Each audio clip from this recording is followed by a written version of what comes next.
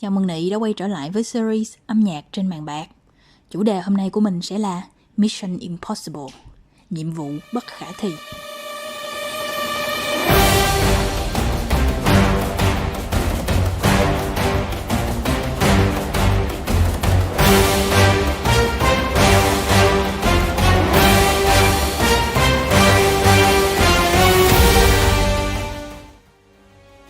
Khi nhắc đến tên phim, mọi người hầu như ai cũng nhớ đến nhân vật chính Ethan Hunt qua phần thể hiện của nam diễn viên Tom Cruise. Tuy nhiên, ít ai biết rằng trước loạt phim của Tom Cruise, Mission Impossible đã từng được đưa lên màn ảnh dưới dạng phim truyền hình nhiều tập vào năm 1966. Và phiên bản này cũng đã cho ra đời bản nhạc phim kinh điển dưới ngòi bút sáng tác của nhạc sĩ Lalo Schifrin.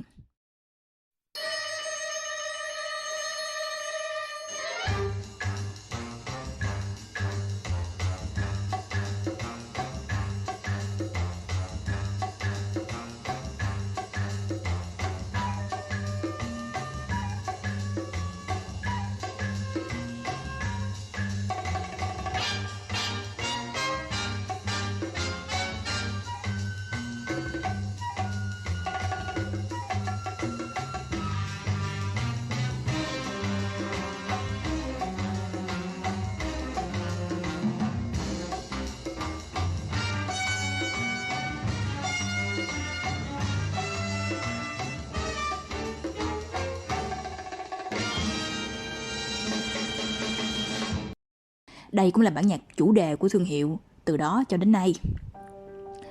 Một đoạn nhạc rất ngắn, rất dễ nhớ và cũng rất ngầu nữa. Vậy điều gì đã tạo nên sự đặc biệt cho bản nhạc này? Tất cả chỉ xoay quanh một từ duy nhất, đó là sự đơn giản. Như cô đã nhiều lần nhắc đến trong bài trước, đơn giản là đỉnh cao của sự tinh tế. Và bản nhạc này là minh chứng cho chuyện đó.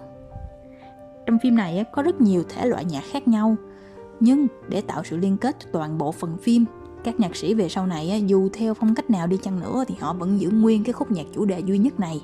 Vì biết sao không? Não người thật ra rất là mau quên. Do đó để được nhớ đến, bộ phim cần một khúc nhạc đơn giản và được lặp đi lặp lại để gợi nhớ sau mỗi phần phim. Và toàn bộ khúc nhạc này cũng không cần đầu tư phức tạp quá đâu. Nó chỉ có mấy nốt được lặp đi lặp lại thôi.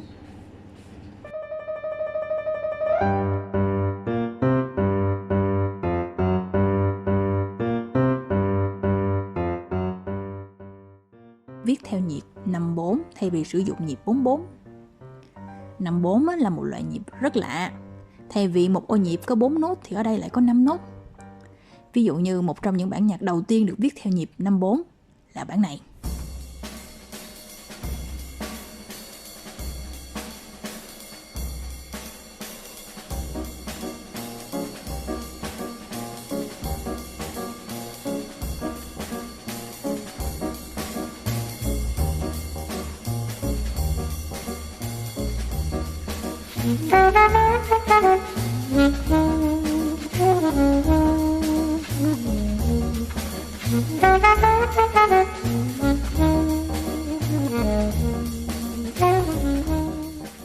Một bản nhạc nghe rất quen thuộc đúng không Nị? Một bản nhạc quen thuộc khác chính là nhạc phim Mission Impossible này đây. Bao nhiêu loại nhịp nhưng mà tại sao lại chọn nhịp 5/4? Ban đầu nhạc sĩ Lalo Schifrin sáng tác giai điệu chủ đề dựa trên một yếu tố mà không ai ngờ tới, đó là mã Morse của hai chữ MI viết tắt. Thì mã Morse là một cái quy tắc mã hóa các chữ cái bằng ký hiệu gạch ngang hoặc dấu chấm. Thì hai chữ MI phiên dịch sang mã Morse sẽ là 2 dấu gạch ngang cho chữ M và 2 dấu chấm cho chữ I. Thì từ đây mình mới chuyển cái mã Morse này sang âm thanh với hai âm đầu ngân dài và hai âm sau nhanh hơn. Khi chuyển lên khuôn nhạc thì nhạc sĩ sử dụng nốt chấm vôi cho hai âm ngân dài, và một nốt chấm vôi như vậy có giá trị bằng một nốt đen rưỡi. Và sau đó hai âm ngắn phía sau được đại diện bởi hai nốt đen. Cộng lại thì mình có 1/2 nè, cộng 1/2 nè, cộng 1 bằng 5. Và từ đó giai điệu chủ đề theo nhịp 5/4 được ra đời với hai âm đầu chậm và hai âm sau nhanh hơn. Bây giờ mình cùng theo dõi một khúc ngắn của đoạn này, nhưng mà không phải nhìn nốt mà thử coi đọc nhạc bằng mã Morse xem sao nha.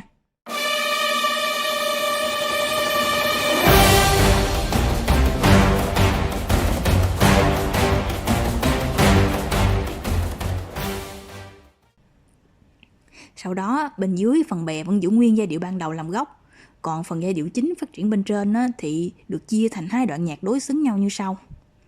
Giờ để ý nha, ở đây thì cũng đơn giản thôi, 2 nốt đầu giữ nguyên nè, còn cái nốt sau thì cứ đi xuống cách nhau nửa cung, mi, mi gián, rê, rồi lại xuống đô, rồi lên lại rê. Đoạn sau cũng tương tự như vậy, nhưng thay vì đi xuống thì giờ nốt cuối lại đi lên. Son thăng, son, fa thăng, xuống fa và xuống mi. Giờ cô sẽ dùng mũi tên chỉ hướng đi của giai điệu nha.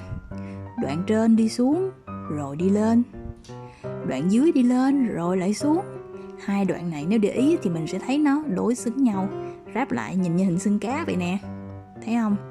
Nên giai điệu thật ra phát triển rất là đơn giản luôn, với những nốt được lặp đi lặp lại và hướng đi đối xứng, nên do đó rất dễ nhớ. Cộng thêm cái việc lên xuống nửa cung nghe nó hơi lấp lửng, mang lại một cảm giác có phần bí ẩn và kịch tính, nhất là khi đi cùng dàn nhạc và giai điệu nền bên dưới. Nói tóm lại, tất cả chỉ quy về sự đơn giản.